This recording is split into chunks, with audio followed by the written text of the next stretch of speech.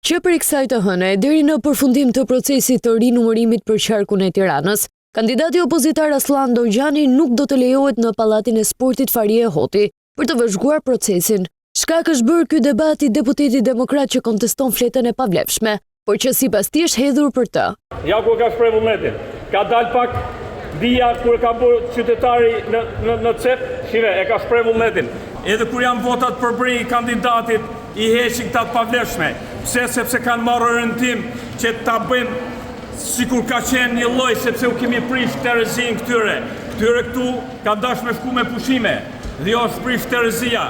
Përplasja u shoqërua me mbledhjen e Komisionit të Ankimeve dhe Sanksioneve, që vendosin ndalimin e hyrjes së tij në ambientet ku janë komisionerët. Ashtu për policinë fare, hajde shive, është e paqartë vota, 10 vota tjetër në 3 polici.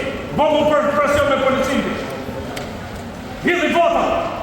Hajduta. Përpos debateve, dita e 6 të rinumërimit të votave në qarkun Tiranë, sa vjen dhe thellon humbjet në shifra edhe për votat e partive. Subjekti politik që zë vendin e parë që është hequr vota është koalicioni Partia Demokratike Aleanca për Shqipërinë Madhështore, që është subjekti i cili kërkoi rinumërimin. Mesdita e së hënës shënon 278 vota minus për partinë më të madhe opozitare, nga 517 kuti të numëruara.